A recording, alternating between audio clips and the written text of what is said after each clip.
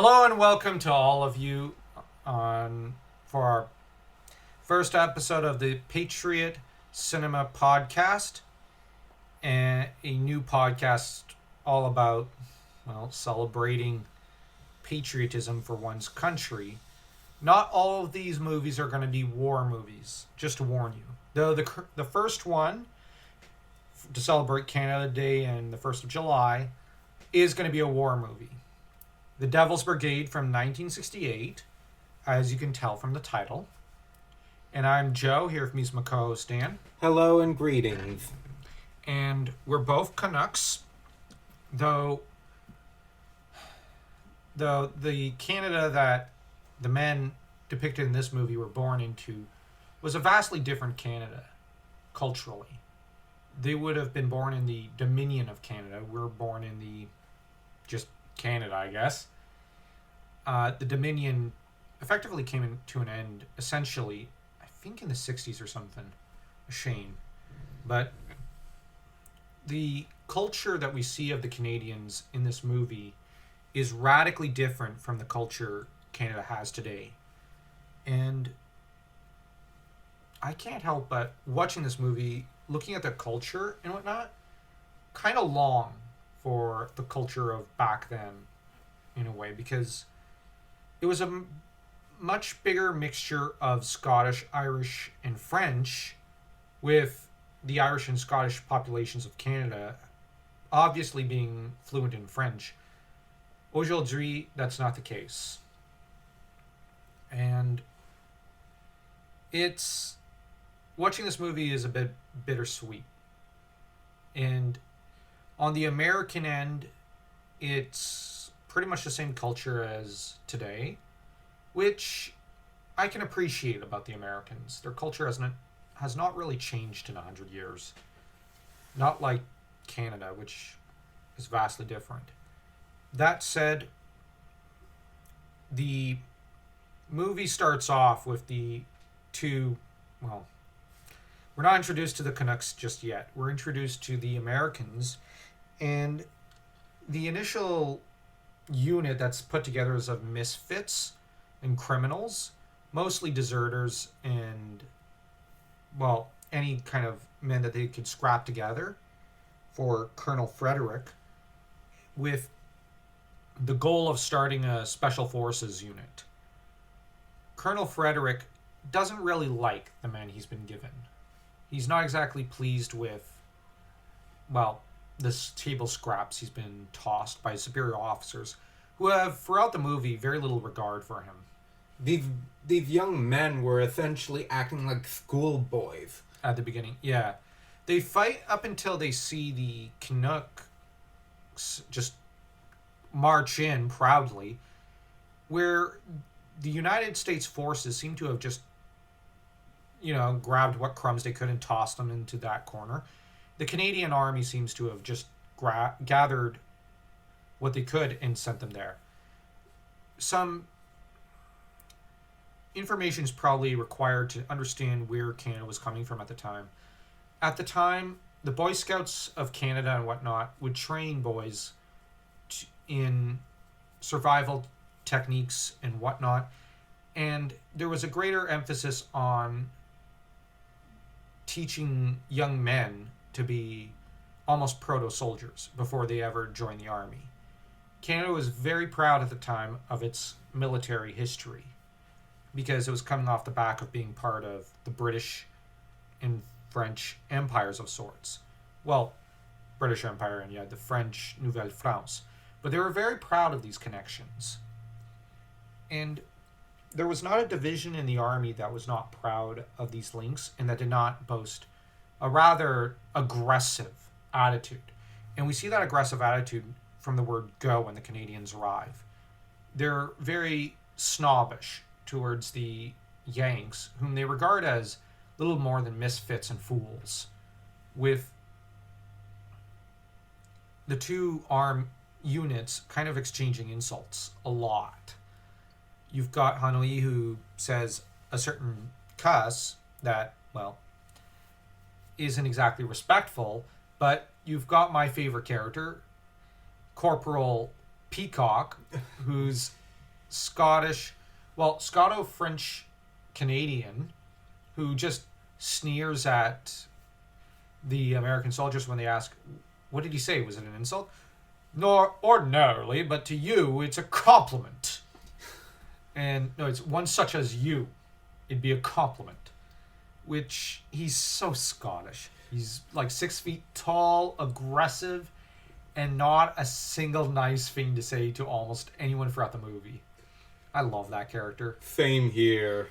But throughout... And he stands out. Yeah. I like how he's the one who takes the orders not to fight so long as he's in Canadian uniform throughout a good chunk of the movie the most seriously. But when the time comes in the bar after the two units have kind of begun to, well, start to tolerate each other. Well, after he steals a Yank's girlfriend from him, sort of. The guy was getting a little aggressive against her will. Peacock took her away and told her, you treat a lady like a gentleman should. You don't treat her like, well, piece of meat. At which point she fawns all over Peacock and he starts making out with her a little. And then you've got a couple of lumberjacks who come in and Peacock ends up goaded till some of the Americans start to pick fights with the lumberjacks and the rednecks. And Peacock then swaps out his Canadian jacket for an American jacket and lets out the biggest roar of, well, just enthusiasm and starts socking the Americans, lumberjacks, as much as possible. And you have the rest of the Canadian forces doing the same thing. Remove their Canadian jackets, put on the American jackets. And then you've got the American forces that are putting on the Canadian jackets. And this is what bonds the two divisions together, with Colonel Frederick, though, running into some minor issues when it comes to getting along with his initial officers, because his American major, whom I forget the name of, is someone who he has a more live and let live attitude. He's seen battle before, but he's not seen trench warfare on the scale of World War I or the first weeks of World War II. And this major apparently had a fear of heights, then volunteered to be in the Air Force. Then he wanted to deal with his fear of snakes by adopting snakes. Till the army just stole it for pranks. And this major is the first one Frederick bonds with. As to Major Crown, the head of the Canadian division, he's a much more aggressive and tough and just overall, well, unhappy and bitter individual. He was at Dunkirk, where the British forces were forced to retreat after a humiliating defeat, wherein they had to abandon the French forces who volunteered to sacrifice themselves to save the British forces. And as to the French forces that were at Dunkirk, they were pretty much slaughtered to a man. And Crown has taken this rather hard and regards it as the ultimate humiliation and wants revenge in a way, to deliver Dunkirk onto the Germans. It's like Scipio bringing the men to the Battle of Zama. Oh yeah, he brought to Zama the unit from... You're referring to the Battle of Cannae, yeah. Because a lot of the veterans of the Battle of Cannae were used in the Battle of Zama, and when they completely curb-stomped and destroyed Hannibal Barca. Ironically, using the very strategies Hannibal used to win in Cannae, for which Hannibal has never sustained historically any criticism, and Scipio has never sustained any compliments for this brilliant maneuver. But the problem is, after the 1940s or so, historians have come to hate Scipio Africanus and adore the very lucky Hannibal Barca, who honestly in his later years became something of a joke militarily. But as to Crown, the Dunkirk battle did involve some of the Hannibal strategies, the good ones, from the early days of Hannibal's career, such as Cannae, and yes, Scipio's career all throughout his life. But this battle, like I said, for a military man like Crown, was a humiliation. But what's worst is that you could tell the actor does a good job. You could tell in his eyes that he's traumatized, that the battle has left a mark upon his soul, and that he'll never forget it. And the trouble is, he continuously warns the colonel against what he deems some of the colonel's overconfidence and arrogance. The colonel may be older, but Crown has seen more battle than him, which that's kind of the situation of the Canadian and American forces at the time. America had not really seen any wars since the Civil War. Sure, they had technically come in World War One, but they weren't really involved in World War One. They only came in when the war was pretty much already over. Whereas here in World War Two, the Americans were in it almost from the beginning, since 1941, on both fronts, the Japanese and the German front, which kudos to them. But the thing here is the Canadians were in it from the very beginning because they shared the same foreign policy as Britain. And I know our history books in Canada love to say that we didn't have the same foreign policy, but we actually did have the same foreign policy. Oh, well, we hesitated a few extra days, probably more due to our incompetent parliament than to any real act of independence. And I'm harsh on parliament more because, well, why not? I'm joking. But the thing here is the Canadian forces quickly, once they're in the field, show quite a bit of skill and bravery. And so do the Americans. What's interesting is that once they're on the Italian front, you can see that the Americans have pretty much caught up. Their first encounter with the Germans is technically officially a patrol. And the colonel was not supposed to make it the takeover of a city, but he did. To which the Italians come out to see it, being amused by it, because by this time Italy had been semi-occupied by the Germans, because after Mussolini pretty much was on the cusp of falling, Hitler pretty much had Italy occupied. Poor Italy. They were essentially occupied by their upper classes. Then they were occupied by Hitler. Then they were occupied by the Allies. It can't have been very fun for them during World War II. And I know a lot of people would say, well, they were a member of the Axis. The upper classes were, but the lower classes weren't. Same goes for France, although it was probably worse for France considering they were a conquered state. Though the difference is that Italy was somewhat better treated by the Allies than France, as America and a great deal of the Allies considered France the enemy rather than a victim of Nazi Germany, which is rather sad.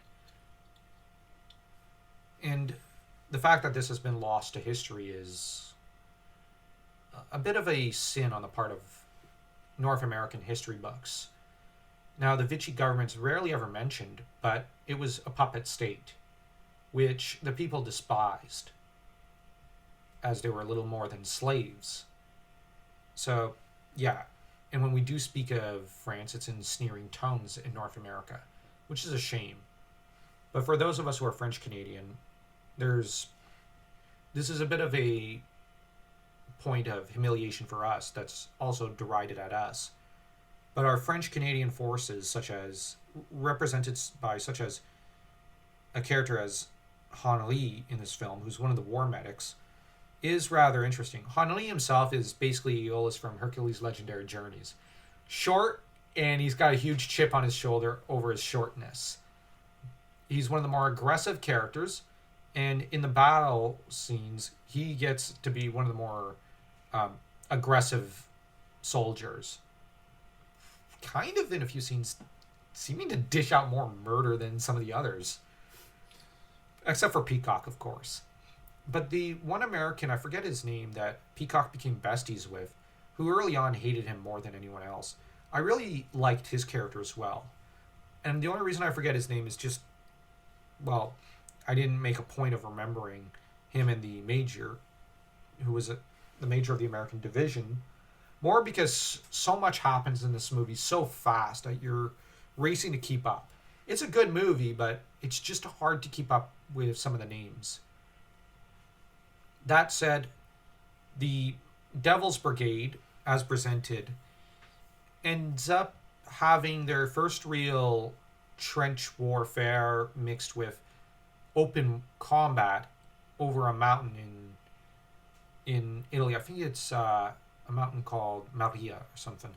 And in the film, by this point you're attached to a lot of the men, and seeing a lot of them get slaughtered is rather tough.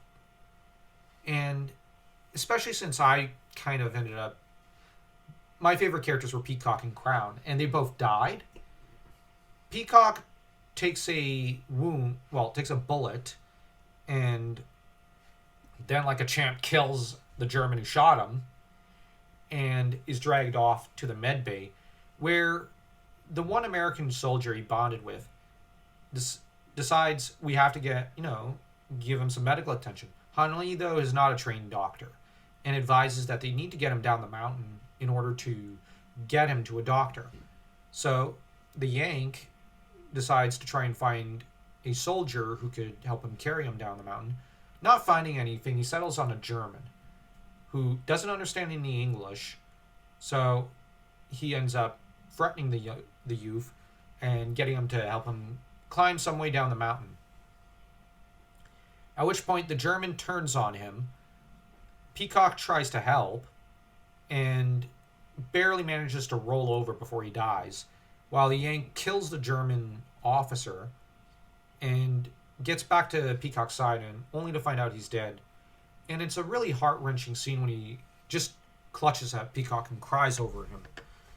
It's probably one of the most tragic war scenes I've seen, because you really got the sense that they were brothers, and it is something where you kind of go, what was the point? You know what I mean? Like, at what cost here? Like, was the mountain even worth it to lose someone like Peacock? Like, you understand, yes, it is in terms of the war objective of defeating the evil as represented by the Nazis, but the thing is, it cost the life of so many good men, and it's not just Peacock. You see Brock, one of the American soldiers who befriended one of the acrobats in the force, he dies, begging Hunley for help, which that seems almost no less tragic. The only reason you kind of feel more over the Peacock death is just you saw more of Peacock. He was almost one of the 2 or 3 main characters. But as for Brock, I did feel a little sad because you saw enough of him to know he was a nice guy. He was a nice guy. He was a little scared. He was an American who was a little scared, and he didn't want to go. Which, to an extent, part of me thinks maybe he shouldn't have been made to go. But that was the way of things during that war. And, of course, you get to the most notable death. Major Crown. Major Crown ends up, right before this operation, he says, we'll give them their own Dunkirk. And because they're only one brigade, and you've got several other smaller forces that are just giving covering fire for them as they're scaling up the mountain. And in an attempt to surround the enemy with a smaller force. Now, when the Germans go to surrender, Crown comes down to accept the surrender, and the German tells him, I have conditions. At which point Crown tells him, he cusses at him and tells him, you'll receive what we give you. As Crown was in no mood to kind of play nice with the Germans. That said, Crown would not live to glory in his victory. As, well, the Germans shoots him, and he immediately crumples, and Colonel Frederick then orders open fire on the commanding officers, and then takes the rest of the soldiers of the German army prisoner. And at this point, he ends up grief-stricken over the death of Crown, and they end up he kind of says, like, see to him, as his major has to yell at him to regain his senses. Then he goes back, and they end up communicating their success to the Allied forces, who compliment them. Ironically, the same officer who, throughout the movie, has been hating on Frederick, because Frederick was more competent than him. And in an ending narration, they talk about how the Devil's Brigade helped take Rome, which I feel like that's a huge blow to the movie.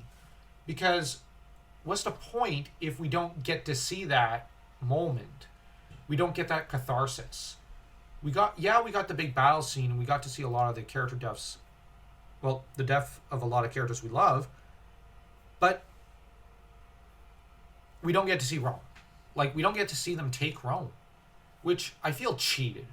I don't like the second half of the movie, because I want to see Rome. Because at this time it was, well, in the midst of, I think, rebelling against Mussolini and hanging him with piano wire. And then the National Socialists of Germany were chased out of Italy by the Allied forces. But yeah, this movie's a heavy one, but the ending was they obviously ran out of money. I think they were gonna try to do a retaking of Rome or something, or occupation of Rome scene, and they just ran out of money. They just said, you know what, we'll just end it here. That's possible. And I can't help but think when Frederick is complimented over the phone, he doesn't want to listen to the rest, because the way he trained this unit, it's like they're all his sons. Yeah, I guess. Although Crown was kind of the uncle, I guess. The uncle who has seen it all, done it all, and has the best advice to give, but who is not always listened to. But, yeah, it's a very interesting movie, and the opening scene is one of the most beautiful, as it says that it's dedicated to all living and dead Devil's Brigade members, which is rather moving, as the Devil Brigade, even, well, up to the 60s and whatnot, was fairly well respected around the world for being one of the best military units. I'm not entirely sure what they're up to these days, so I can't comment on that. All I know is their history up to pretty much World War II, which is mostly when they shot. It's when they mostly shined. They also gave the Devil's Brigade a theme, which is the instrumental of Scotland the Brave, which seems fitting considering the large number of Scottish and Irish Canadians, well, that form the backbone of at least half of Canada, the other half being, well, French at the time. But you look at the Canada represented in this movie and the America represented in this movie, watching it from the date of 2022, it's a little sorrowful to watch it because we are such divided nations now. And back then we weren't. Which, yes, there was a lot wrong going on at the time. Let's not even get into the Japanese internment camps, which were completely wrong. But, and I'm being very polite when I say that, but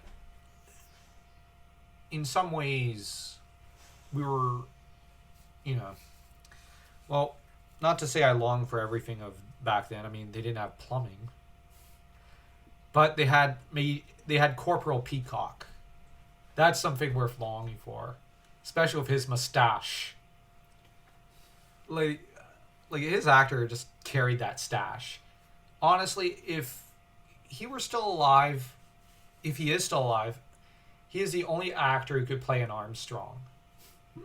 But Oh, of course. over in Full Metal Alchemist Brotherhood. But if you could take him from 1968 and cast him, I'd say he's Alex Louis Armstrong from that show.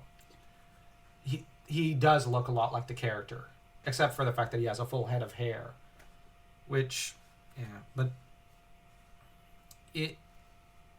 I don't know if they hired half Canadian, half American actors, but it wouldn't surprise me if they did. I'm pretty sure the actor who plays Hanoi was Canadian. For his accent, I'm pretty sure they brought in... A Quebecois. Yeah. But the Canadian cinema back then was way better than it is today. I've seen a few movies from the 60s and 70s of Canada, and our cinema is non-existent now. And that's just such a shame. I can't think of a decent Canadian movie that's come out in the past 30 years or so. What I found interesting about cinema is that you've got some British styles, and you've got some mixed in with some American style In the movie. For example, you said cinema. Oh, okay. So yeah, you got me confused there. where a lot of the discussions between the generals and officers, a lot of it seems like comparing it to the Hammer movies, the discussions that go on between the characters. Yeah. Whereas a lot of the situation with the lower soldiers, it feels a bit more like an American cinema. Yeah. Movie. You mean? Yeah. Okay. But anyways, we've gone on and on long enough. Let's rate this movie. I'm going to say this is just a 2. It's good. The problem is it does not give any catharsis at the end. You don't... it's not something you have to have, but in a movie like this, but you do want to have at least some sense of closure. The movie does not give that in either a good or bad sense. You're just left going, so all this for a couple of rocks and a mountain. Okay. War is senseless, but what about the liberation of Italy? Oh no, we're going to do that in narration. That destroys what could have been at least a 3. I am going to rate it a 3. The ending left much to be desired. It almost destroys the movie. But that's the only part that really brings it down. I think you're being too generous. This is a great movie, and I do recommend people watch it. Well, it's middling. I refuse to give it an inch. It's the old Dominion of Canadian in me. It's the Corporal Peacock, Hongley, and Major Crown in me that pushes me to not want to give an inch. Well, I think you're just being too generous, like Brock or Frederick or something. But anyways, if you enjoyed this video, what in the heck are you still doing here? Go watch this movie. And don't forget to smash that like and that subscribe button. And to also remember to honor the old, if you know any of them or have ancestors from World War II, honor them and tell us about them in the comment section. We'd be very curious to see.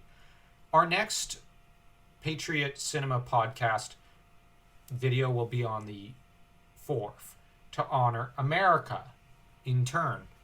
So until next time, take care.